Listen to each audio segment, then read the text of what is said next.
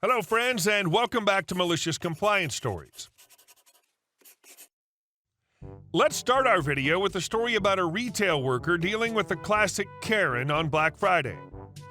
But before we dive in, make sure to hit that subscribe button, smash the like if you enjoy the content, and ring that notification bell so you never miss a juicy story. Sorry I don't have your size, and no, you won't get an extra discount.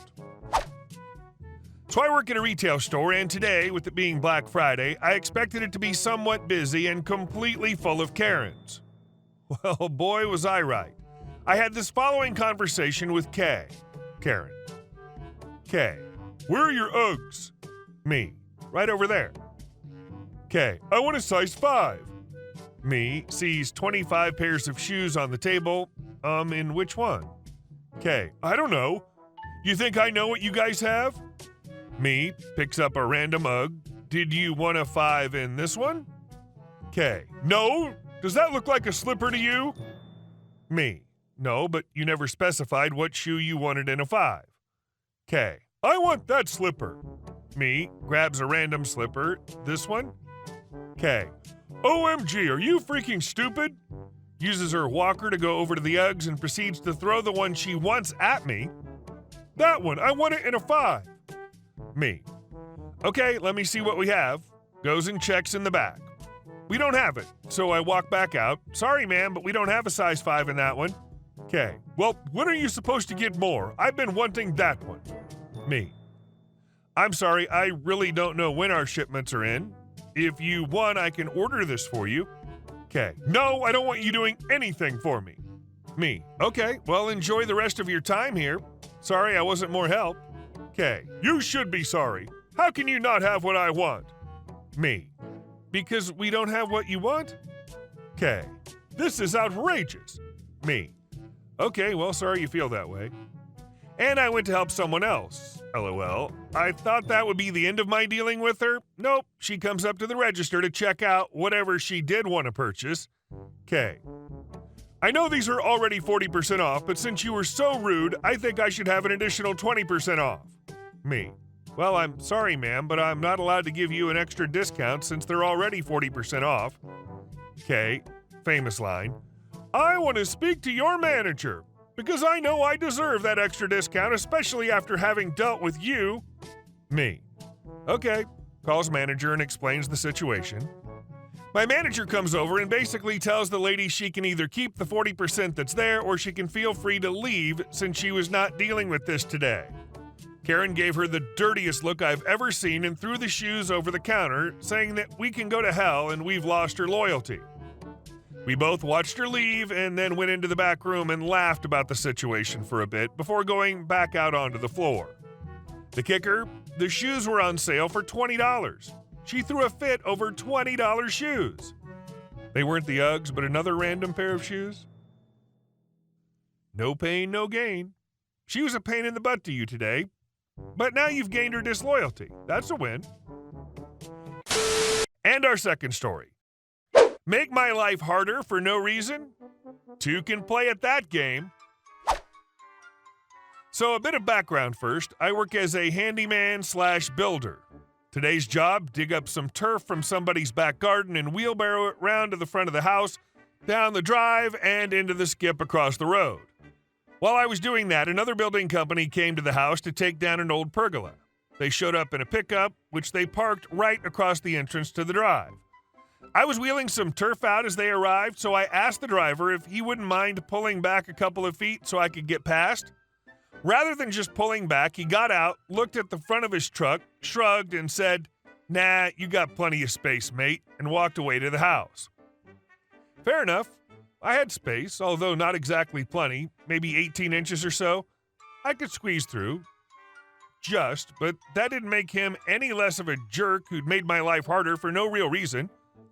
I couldn't be bothered to argue, so I just carried on. And so here's where the revenge comes in. When I got back round to the back of the house, the builder and his mate were looking at the pergola. I heard him say to his mate, "Damn it, we left the ladders at the yard, didn't we?"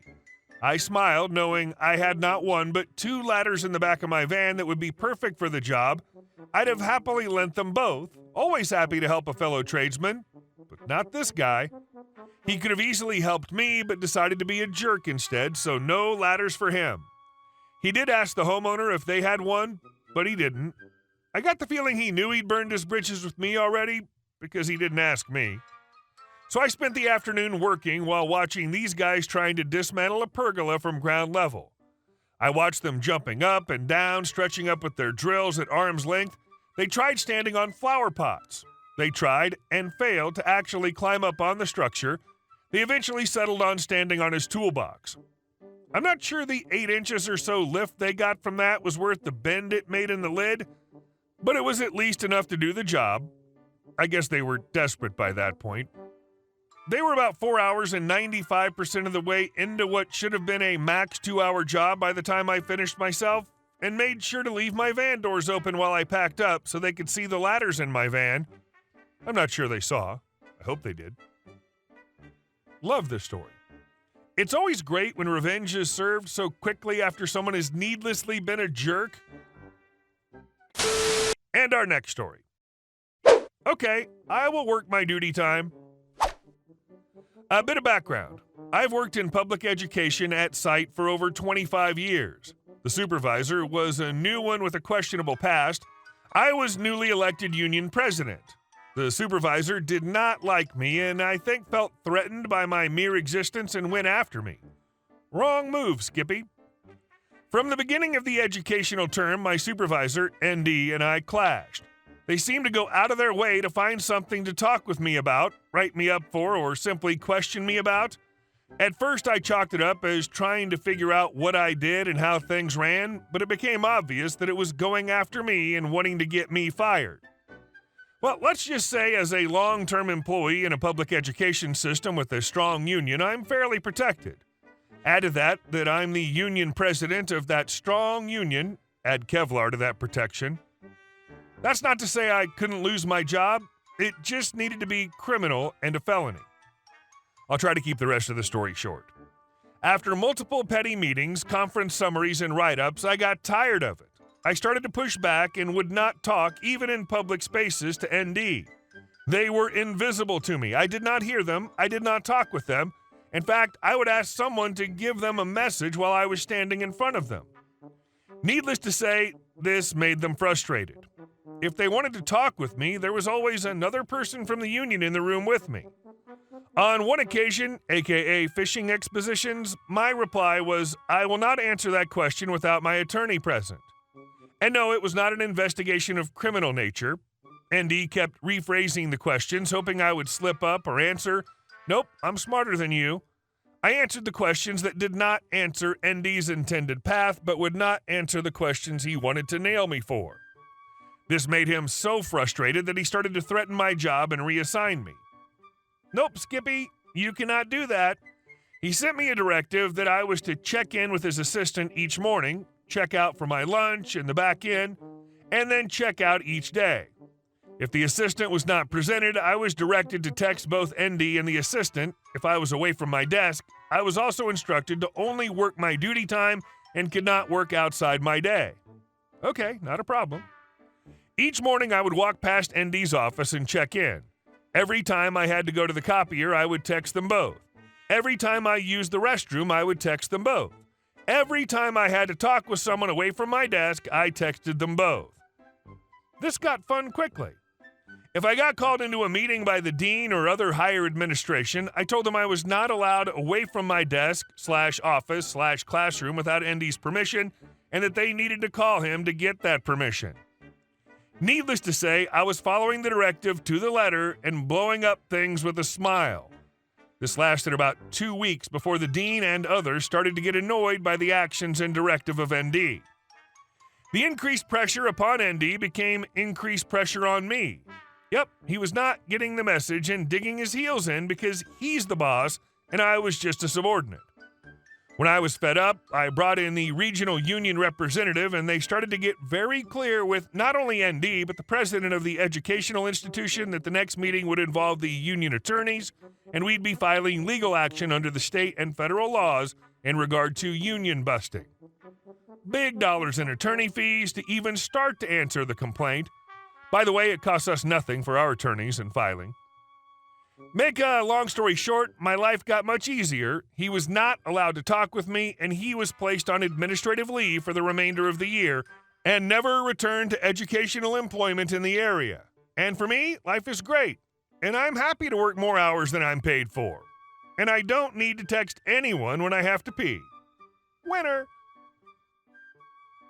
This supervisor sounds unhinged. It sounds as though 90% of his time was taken up with making your work, existence, miserable. I can't imagine how exhausting his life was dreaming up problems for you. And our last story. Neighbor says my mother's garden of 30 plus years is his. My mother, who's 56, bought her house over 30 years ago. Over the past 3 decades, she's put her heart and soul into creating a beautiful garden. It's her pride and joy, and she spends nearly all year planning and preparing for each season's blooms. A few years ago, a new neighbor moved in next door. All was well until he built a giant shed about 10 to 15 feet from her garden, cutting down a bunch of trees in the process. This left a big eyesore, but my mom decided not to make a fuss. Recently, the same neighbor asked if he could cut down a tree in the small sliver of woods that separates their properties, claiming it might fall on his house during a storm. My mom agreed, but when she came home, she found that he'd taken down about 7 trees. Stunned, she went over to talk to him, only to be told that his property actually cuts through her entire yard. My mom wasn't going to take this lying down. She returned the next day with a land survey from 2007, which she'd done when she built an addition to her house. The survey clearly showed her property line. The neighbor claimed her survey was wrong and said his property line was different, though he didn't provide any proof. To be sure, my mom hired a surveyor who confirmed that her 2007 survey was accurate. For 30 years, her yard has been as it is, and it's only this neighbor out of the 2 prior ones who's made such a claim. It seems like the neighbor's planning to slowly clear out the woods and encroach on her garden.